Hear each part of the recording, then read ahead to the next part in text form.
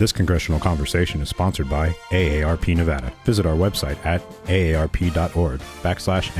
Your voice, your vote, our fight. Hello and welcome to the RJ AARP Congressional Interview Series. We have been interviewing candidates for the U.S. House of Representatives, but today we're going to do something a little bit different. We're going to speak with two of the people who help run the elections for the state of Nevada. I'm glad to welcome Wayne Thornley, who is Deputy Secretary of State for Elections in the Secretary of State's office, and Joe Gloria, who is Registrar of Voters here in Clark County. Thank you guys both for taking the time to sit with us today. You're welcome, Steve. Having me. And you know, a lot of times people criticize the bureaucracy and bureaucrats and all of that. But they don't see the people inside the government that actually make things work. And you two, I wanted to have you both on today because you two are literally two of the people that make democracy work here in the state of Nevada, facilitating these elections. Both have long experience in elections and probably seen most everything that can happen. And this year is a unique year. We're obviously doing this over Zoom because of the coronavirus. And so let's get started with talking about the coronavirus. Now, I note from some websites, Mr. Thorley, from the Secretary of State's website, that the largest group by number in terms of registered voters, active registered voters, are those 65 and over. There's more Democrats who are 65 and over than any other age groups. There's more Republicans even than Democrats who are 65 and older in that age group. Independents, not so much. Their largest group is 25 to 34, so they're young. But Republicans and Democrats tend to be a little bit older. So I guess we wanted to start by talking about the steps that have been taken to allow especially older people to vote safely. And I guess the first one is the decision made by the legislature in the form of Assembly Bill 4 to allow for mail voting in the general as the way it was in the primary. And when I say mail voting, of course, I mean voting by U.S. mail, not just that men can vote. That's not what that means. We'll make sure that's clear to everybody. So I guess that's the first thing, the first step that people can take to be 100% safe is not to go to the polls at all and just mail in your ballot. And Wayne, we can start with you. Yeah, you're absolutely right, Steve. Every active registered voter will receive a ballot automatically in the mail for the upcoming presidential election. They do not need to request a ballot. It'll automatically come to them as long as they are an active registered voter. It is important for voters to verify that their address, their mailing address is correct. They can verify that by logging into the Secretary of State's website or the County Election Department's website. And if they need to make a change, there's still an opportunity to do that so that we can get them a ballot in the mail. Voting by mail, obviously you avoid lines, but you also avoid other people too. So it's a great option for individuals that may be immunocompromised or maybe at higher risk of complications related to COVID-19. Yeah, and Joe, this mail voting is new for Nevadans. I mean, the primary, it was almost entirely by mail. We hadn't really done a lot of mail voting. It was about 10% of the people voted by mail. Everybody else voted in person. I know I never voted by mail before the primary election. So I guess voters, especially here in Clark County, are still getting used to that. I have to agree with that. The June primary gave an opportunity to get smart about supporting mail elections, and we had a tremendous amount of help from the Secretary of State's office, as well as some grants that we received to help pay for that. But I'm really grateful that we were able to get some additional equipment in here to handle the volume that we're expecting leading into the general, and to learn quite a bit. Being that it's brand new with the mail ballot, there's a lot in our processes that we needed to strengthen up and make sure that we were covering so that we could provide transparent information and make voters feel that the integrity of the process was being upheld. Yeah, that is a good point. A lot of people don't realize that, these elections don't just happen. They take a lot of training with a lot of volunteers. And we'll talk a little bit about volunteers coming up. But first, we're going to take a break as our AARP Congressional Candidate Interview Series continues with not congressional candidates, but with the people who make the elections work here in Nevada. So stay with us. Today is full of opportunity to connect with others, grow as a community, and even improve lives. And AARP is in Nevada, helping to make it all happen, with resources to help you steer clear of fraud, helping to make our community accessible for all, and fun and educational events all over our state. Because AARP has real value for you, your family, and for everyone in Nevada. So let's take on today together. Learn more at facebook.com/AARPNV. Welcome back to the RJAARP Congressional Interview Series. We're speaking with Wayne Thornley, Deputy Secretary of State for Elections in Nevada, and Joe Gloria, who is the Registrar of Voters here in Clark County. Joe, a lot of people, older folks, are concerned about coming to the polls, and they want to know, is it going to be safe to come to the polls in person? They're either by tradition or just their long life experience. Voting by mail is a new thing, and some just don't want to do it. Other people are afraid that their vote might get lost in the mail, might not be counted, et cetera, et cetera. And so just they want to come and vote in person. Tell us what steps have been taken to make sure that they have a safe experience when they come to the polls. We've done a lot of work, and thanks to county leadership, they've made absolutely certain that we have all of the equipment, number one, not only for our employees, but also to offer voters who come in. We'll have masks available for those voters. We're going to strongly encourage them to social distance as they wait to get in line and vote, and also to wear a mask when they come in. But we've staffed sufficiently during the early voting process and election day to make sure we have plenty of people to greet, encourage people to social distance, and after every vote and every process at the clerk's table to disinfect all of those areas. So want to also let voters know there's no reason to be concerned with your mail ballot. If you're not comfortable with the U.S. postage and the postage paid envelope we provide, you can certainly just drop off that ballot.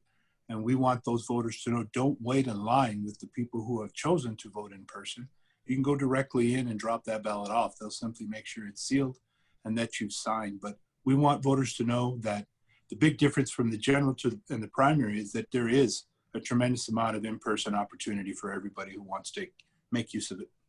Yeah, absolutely. And that's a good point, Wayne. We can talk about that too.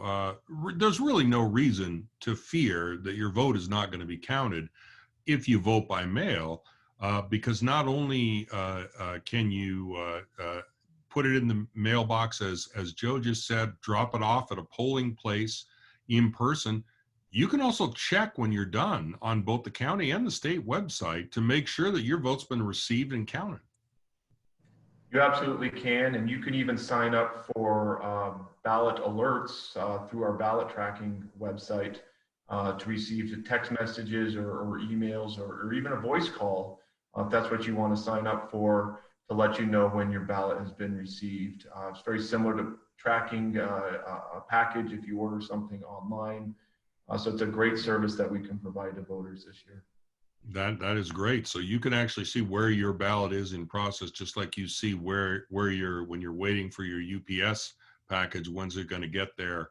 You can do the same thing with your ballot. Correct. And it gives voters that peace of mind that they're accustomed to when they shop online. And we understand that voting by mail is new to a lot of Nevadans. So we want to give them that peace of mind that comes with being able to track your ballot. And voters should absolutely have confidence that whether they vote by mail or in person, that their ballot will be counted as cast. And Joe, you mentioned a second ago, you said you're going to encourage people who are standing in line to socially distance and wear a mask. But can that be required? Can you can't turn away someone if they don't wear a mask, right? When they're coming to exercise their voting franchise? No, we cannot. And the determination was made through our management and also after conferring with our DA that that would be a foolish step to try to take. But we are strongly going to encourage them. And if they choose to come in and participate without a mask, there may be a longer wait for those folks, because we're going to have to require them to vote on a set of machines that are socially distanced. All of our machines are going to be up in what we're looking at is sort of a voting cubicle with some separators in between each voter to make it safe for them as they go and cast their ballot. But if they're not wearing a mask, they may have to wait a little bit longer to get to the social distance machines. Interesting. So wear a mask, and your voting will be a little more convenient for you. If you don't, you may have to wait a little longer. That's good. That's good advice for people to do it. And as you said, you will have masks there at the polls. If people forget their mask, they'll be able to get one from the county. So that's good advice. All right, we're going to have some more good advice coming up in our next segment. We're going to take a quick break, but we'll be right back with Joe Gloria and Wayne Thornley as our AARP Congressional Interview Series continues. Stay with us. Today is full of opportunity to connect with others, grow as a community, and even improve lives. And AARP is in Nevada, helping to make it all happen, with resources to help you steer clear of fraud, helping to make our community accessible for all, and fun and educational events all over our state. Because AARP has real value for you, your family, and for everyone in Nevada. So let's take on today together. Learn more at facebook.com/AARPNV. Welcome back to our AARP Congressional Interview Series. We're speaking with Joe Gloria, who's the Registrar of Voters down here in Clark County, and Wayne Thornley, who's the Deputy Secretary of State for Elections. Speaking of older folks at the polls, a lot of people who are the help make the elections work are volunteers or people who are hired there for temporary work. At the polls, they're older people who are retired, have a little more time on their hands. I know my dad did that when he retired, helped people check in people for voting and all that. I understand it was difficult this year, Joe, to get more folks to come and do that work. Was it the coronavirus that you think made it harder to get workers to the polls this year? Oh, I don't think there's any doubt that that had a lot to do with it, Steve. We had voters who are over 65 that regularly work the polls that just didn't feel comfortable because they're more susceptible, and that's certainly understandable. But once we put the word out in August that we were behind in recruiting what we needed to support early voting on Election Day, the County Commission, our PIO, and our community partners worked hard to get people engaged, and we're now in a very good position. We're fully staffed, and we have alternate workers available as well to work the polls. So we solved that issue, thank goodness.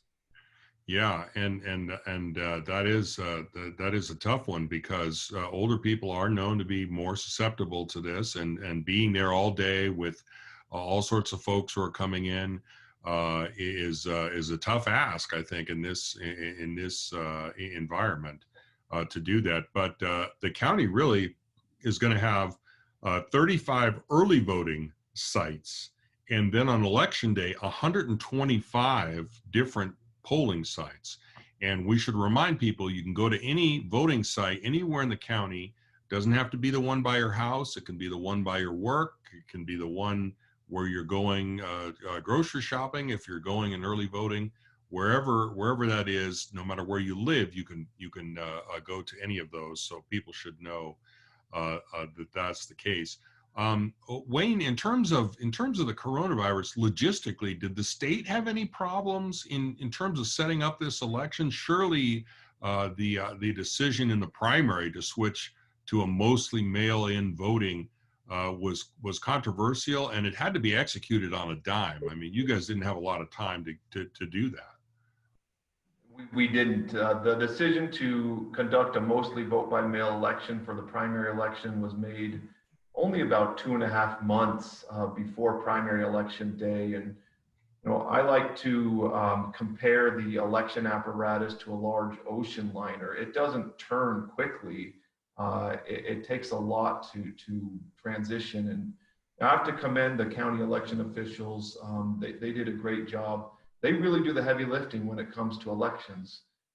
They get the ballots printed. They recruit and train the poll workers. They obtain the polling locations, print and mail the sample ballots. You know, we provide administrative support and oftentimes financial support from the state level.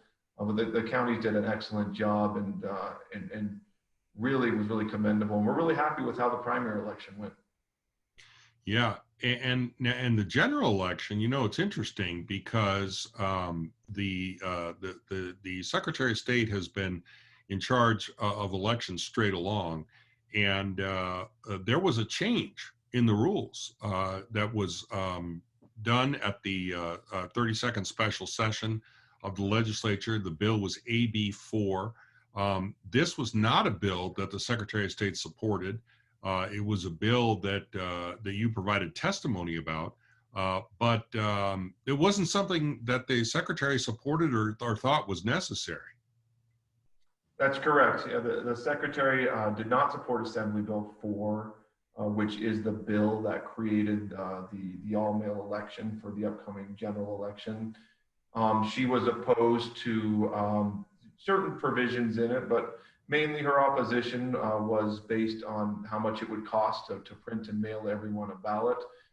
We didn't have the federal support for this election that we did for the primary election. We were able to get money from Congress for the primary election. Unfortunately, another stimulus package from Congress did not materialize, so we don't have federal support for the general election. Fortunately, the legislature did put some money in Assembly Bill 4 that we were able to get to the counties to support their efforts, but it is a costly effort, and the Secretary didn't think it was necessary to mail every voter a ballot in order to ensure that they were safe. Any voter could have requested a ballot and to vote by mail if they wanted to. Yeah, absolutely. And now the big change, they will be sent one automatically if they're an active registered voter. So we'll talk more about this and somehow how politics intrudes, even though the actual process of conducting an election is completely nonpartisan. Politics is always right there at the door. So we'll talk more about that as our AARP 2020 Congressional Interview Series continues. Stay with us. Today is full of opportunity to connect with others, grow as a community, and even improve lives. And AARP is in Nevada, helping to make it all happen, with resources to help you steer clear of fraud, helping to make our community accessible for all, and fun and educational events all over our state. Because AARP has real value for you, your family, and for everyone in Nevada. So let's take on today together. Learn more at facebook.com/AARPNV. Welcome back to our RJAARP 2020 Congressional Interview Series. We're speaking with two of the people that make elections work in Nevada, without whom we would not be able to have an election and have voting, and that's Wayne Thornley, Deputy Secretary of State for Elections, and Joe Gloria, who's the Registrar of Voters down here in Clark County. As you guys know, there have been lawsuits filed both in the primary and in the general against the mail-in voting process, all sorts of allegations of potential fraud and other things. All of these lawsuits have been dismissed both by federal courts and yesterday by a state court, the state Supreme Court, rejecting the latest challenge. I don't think there are any more pending challenges to these voting laws. The President of the United States has been casting doubt on the ballots as late as this morning in an interview on Fox Business, saying, quote unquote, the ballots are not good. How hard is it to do your jobs amidst all of this heated political rhetoric that surrounds you? I mean, you've got to keep your nose to the grindstone, keep your head down, and get it done, because people are expecting a full and fair election and they want results. But it's got to be more difficult in this heated environment than it has been, isn't that right? every election's difficult, and this one's no different. Obviously, the ongoing pandemic has added complications, and there's a lot of bad information out there being spread on social media or other means about the election. Just information that's not accurate, and it can be difficult to combat that and to make sure voters get accurate information. We encourage voters to go to trusted sources to get voting information, and the trusted sources are the Secretary of State's office and the county election offices. We actually prepared a document that we call Facts versus Myths, put it on our website, and we took 17 of the most common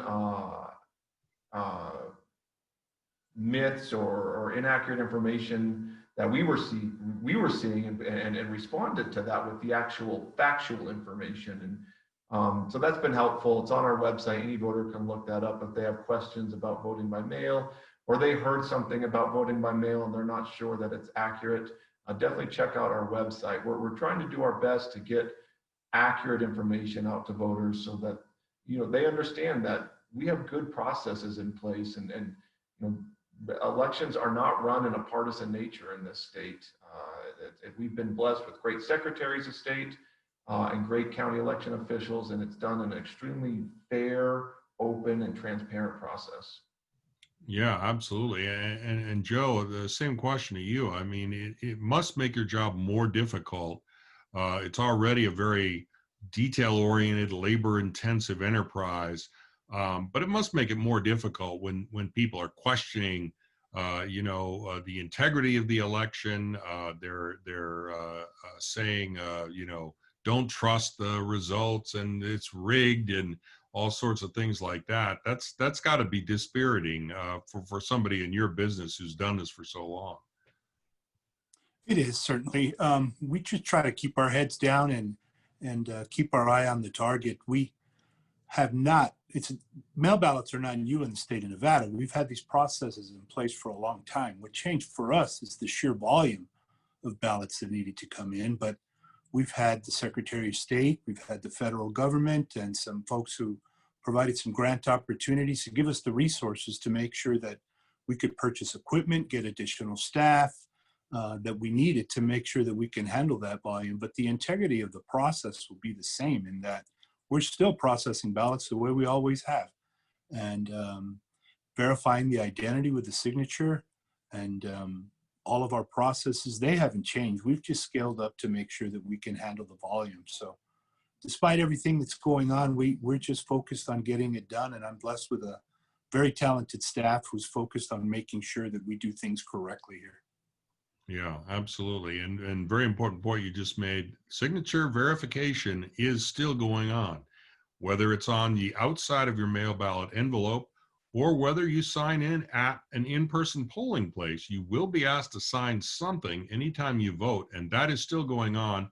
Rumors to the contrary notwithstanding. All right, we're going to come back and talk a little bit more about mail voting and some of the other things related to staying safe at the polls, especially if you're an older person. So stay with us as our AARP 2020 Congressional Interview Series continues right after this.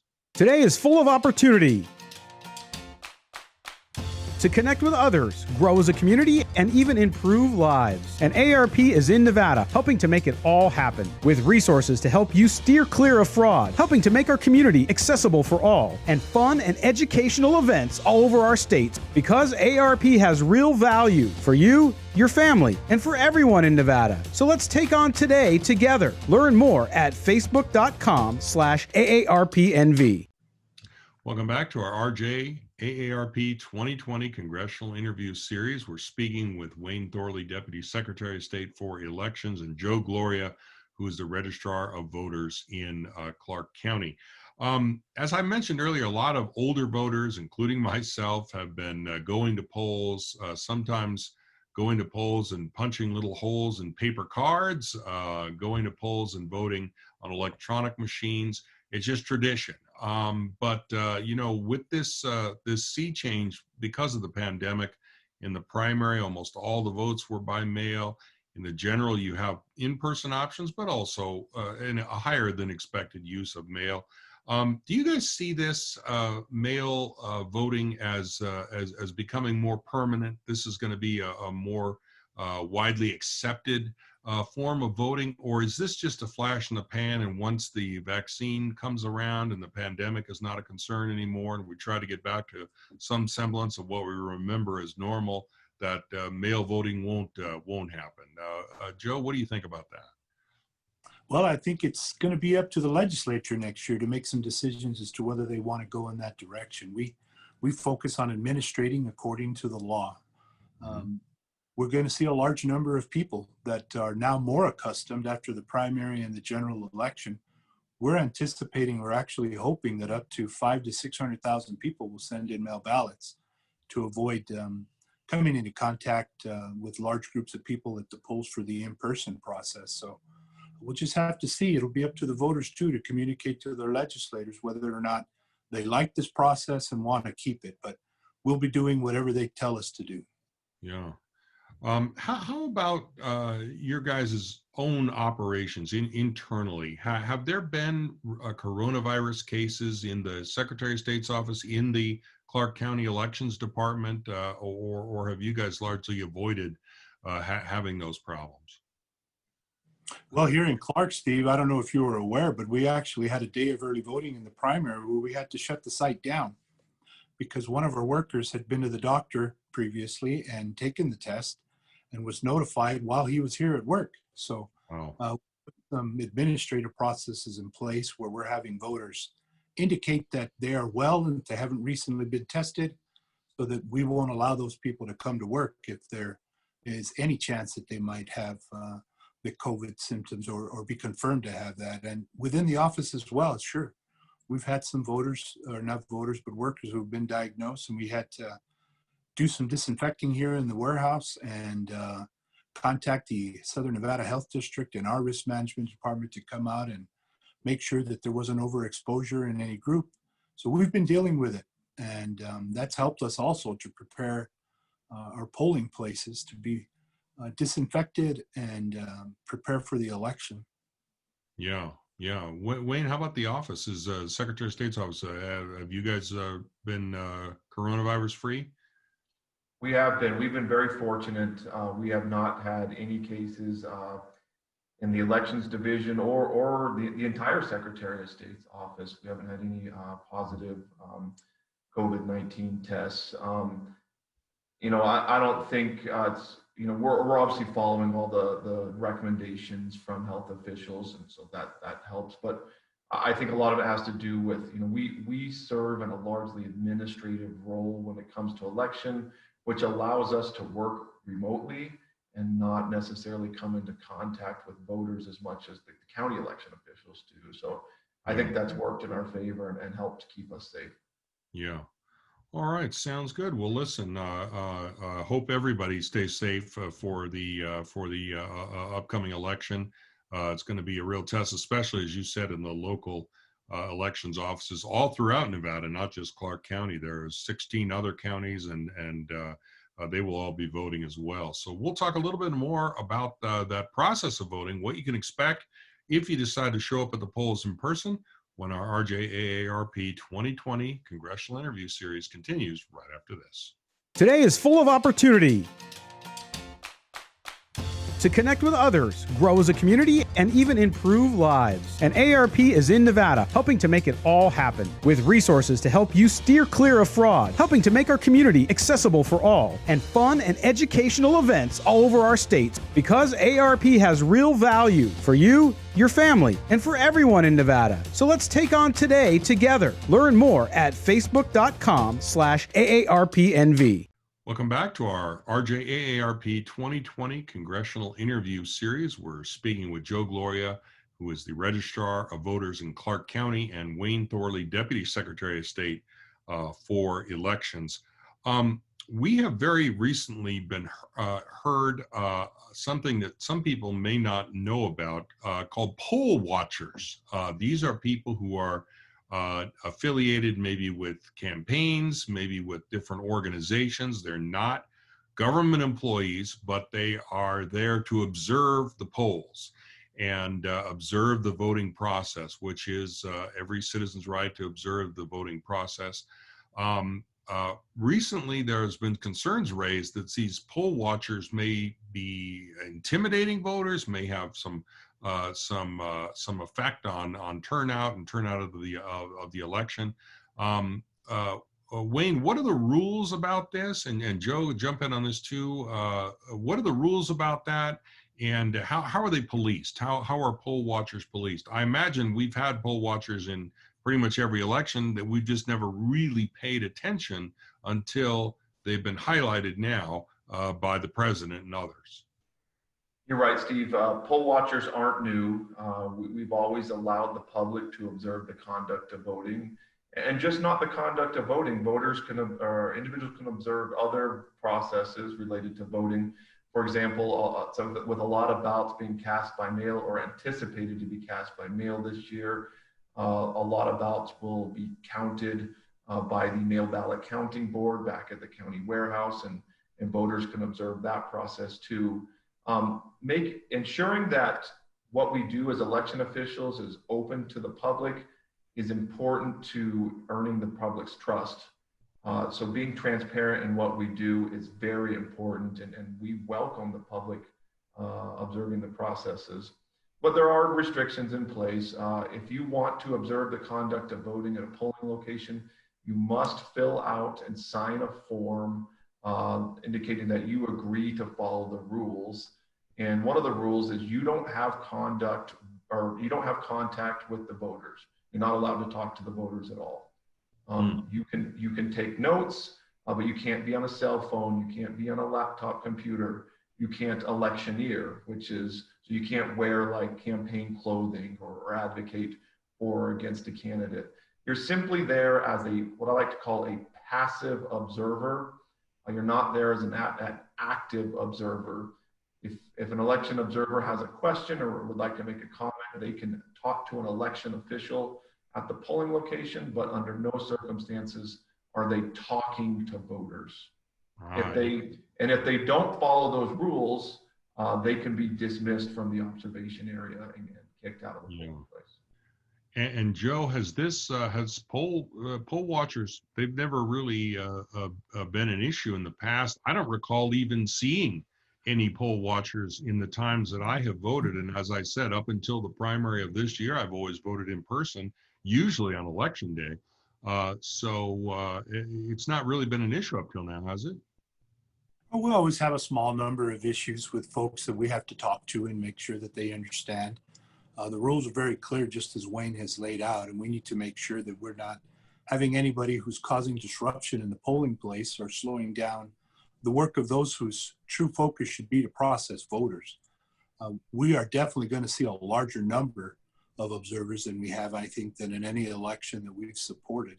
And most of those observers have been focused at our early voting and election day sites. But now we've got quite a few people who want to engage in watching the process of us processing the ballots from the time we scan them into the system to going to the counting board, and then up in tabulation when we start actually reading them into the system. So we'll see an increase. We've got plans in place, and we'll make sure that they're following the rules so they don't disrupt the polling place anywhere. Yeah, and as Wayne said, I mean, this is, if done effectively, this should increase confidence in the election to show that the election workers conducted the election properly, followed all the rules, did the right thing, handled the ballots properly, et cetera, et cetera.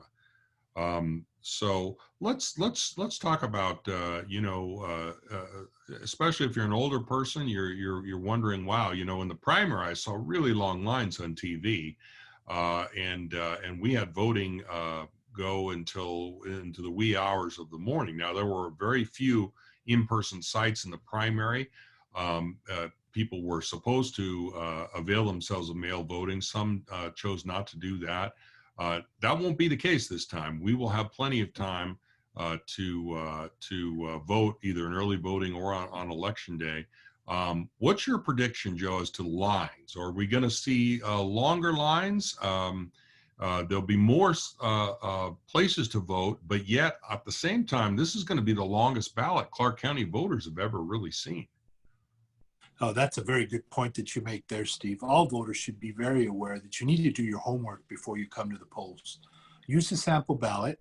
Use that as your key. Mark your selections so that when you get into the machine, you're prepared to make those selections and then verify that those selections have been properly selected on the machine for you. But yeah, that's definitely a huge factor. Big change from the primary to the general. We're back to our normal early voting numbers as far as sites and locations and numbers of machines. And then on election day with 125 vote centers.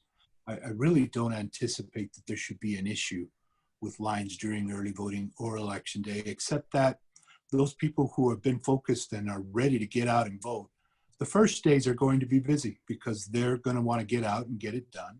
And then, as human nature always happens, they're going to wait till the last minute for early voting too. So the last couple of days will get very busy, but that's the way it's always been. And then on election day, I'm fairly confident that we won't see anything like we saw in the primary. There were only 3 locations. And so we've increased that tremendously, and voters shouldn't have an issue. Plus, we really are expecting that a lot of people are going to take advantage of the mail-in ballot. Yeah. So the takeaway there, if you're listening between the lines, is don't go on the first or second day. Don't go on the last day. There's 2 weeks of early voting. You can go anywhere in between there. So we'll talk more about the potential for lines and also when we're going to find results of these elections and what those results are going to mean on the first day and the second day after that. So stay with us as our RJ AARP 2020 Congressional Interview Series continues right after this. Today is full of opportunity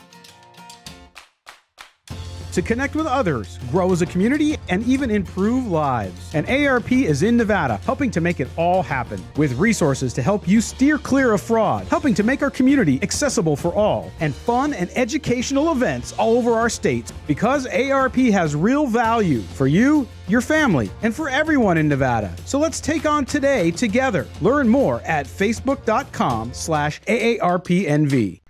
Welcome back to the RJ AARP 2020 Congressional Interview Series. We're speaking with Registrar of Voters Joe Gloria and Deputy Secretary of State for Elections Wayne Thornley. So we've been talking about lines at the polls and the long ballot. Good advice: do your homework before you come. Make sure you know who you're going to vote for. It's a long ballot, especially down here in Clark County, longest ballot people have ever seen.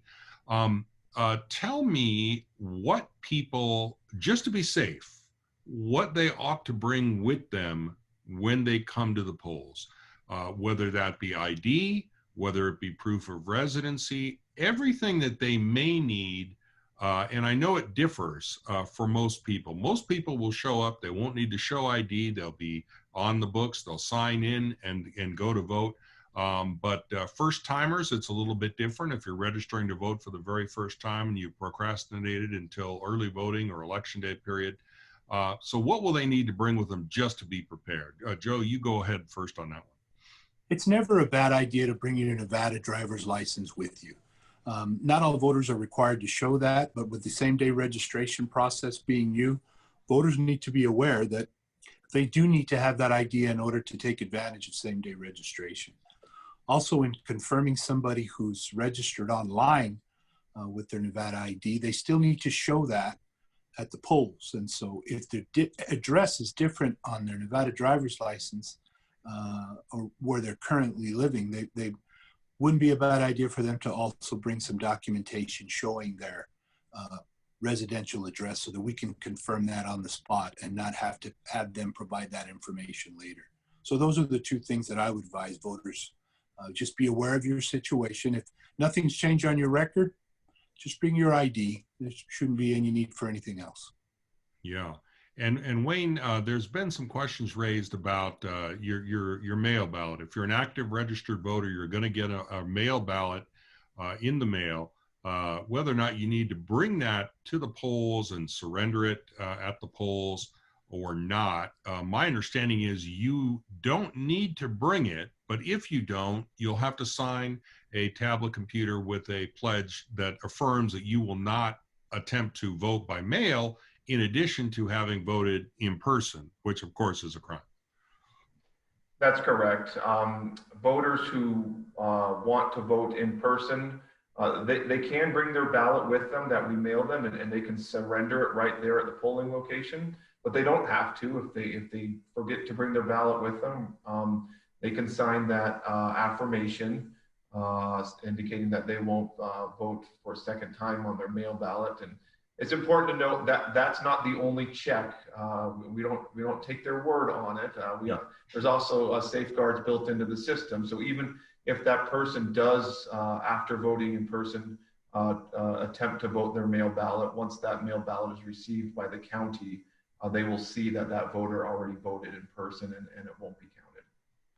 Yeah, and Joe, that's a good point, because a lot of people say, well, if I vote in person and I mail my ballot the same day, no one will know that I haven't voted twice. But in fact, your vote in person will be recorded that day. And when the mail ballot finally makes its way a couple of days later to the elections department, and you get the mail ballot and you see, no, this person's already voted, that mail ballot will not be counted. Isn't that right?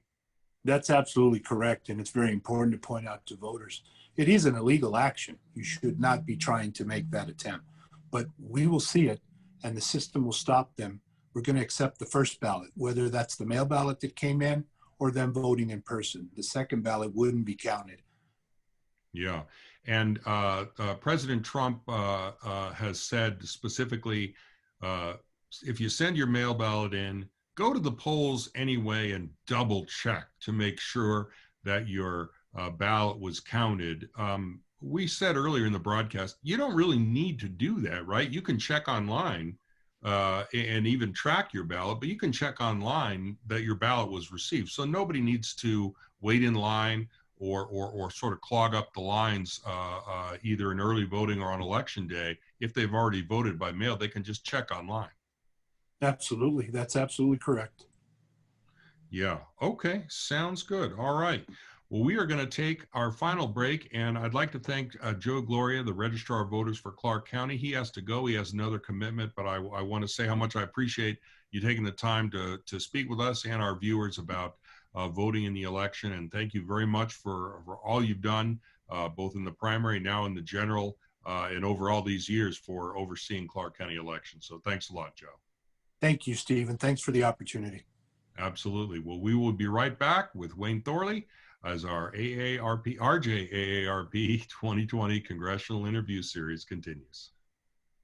Today is full of opportunity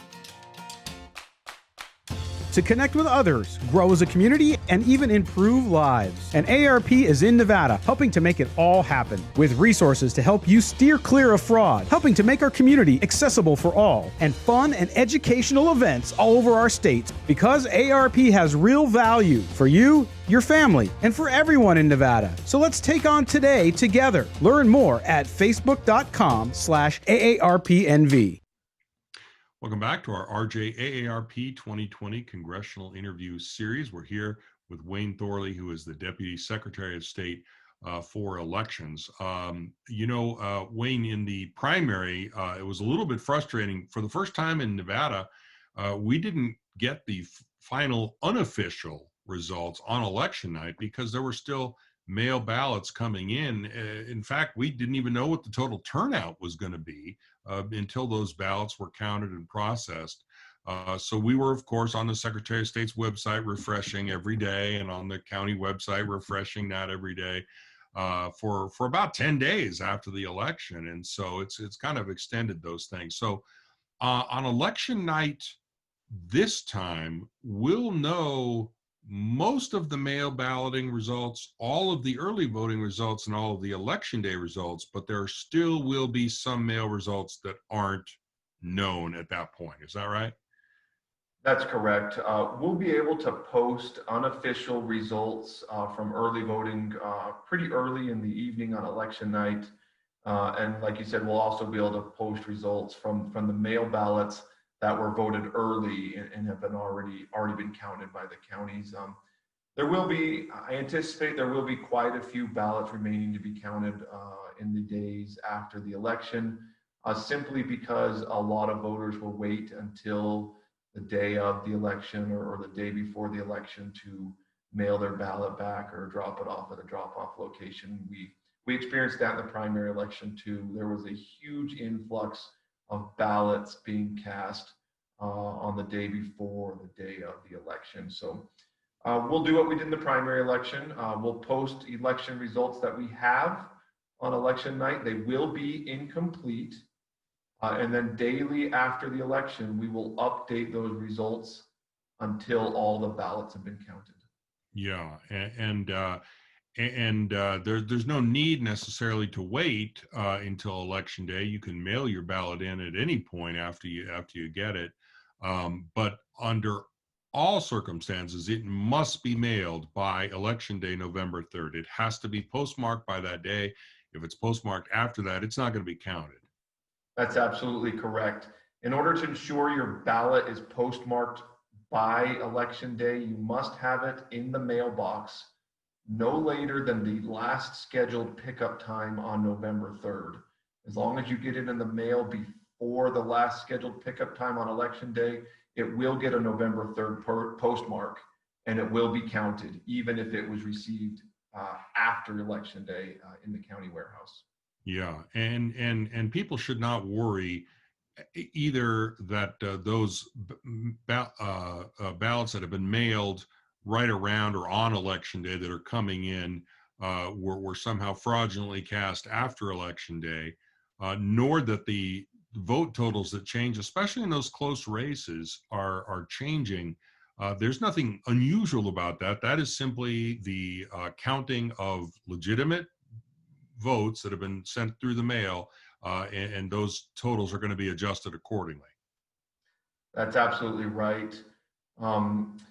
Ballots that are voted after election day will not be counted. Only ballots that are counted by 7 p.m. on election day will be counted.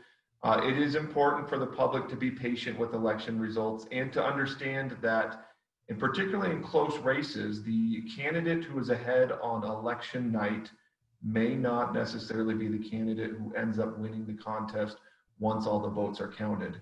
In the primary election, there were two fairly high-profile races that I can think of where one candidate was ahead on election night, but once all the ballots were counted, that candidate ended up losing. So it's not an indication of fraud taking place. It's simply the process of counting mail ballots. Yeah, absolutely. All right, sounds good. Well, Wayne Thornley, I really appreciate you taking the time. That's all the time we have for our interview series this week. I want to thank my guest, that is Joe Gloria, who is the Registrar of Voters for Clark County, and of course, Wayne Thornley, Deputy Secretary of State for Elections. You guys have done great work, and we look forward to Election Day. And I know you guys are looking forward to Election Day because it means for you vacation is in sight. So thanks again for doing it. I really appreciate it. You're welcome. Thanks so much for having me on, Steve. Absolutely. Stay up to date on all the 2020 political news on our website, www.reviewjournal.com, also on our mobile app. Until next time, for the Las Vegas Review Journal, I'm Steve Sebelius.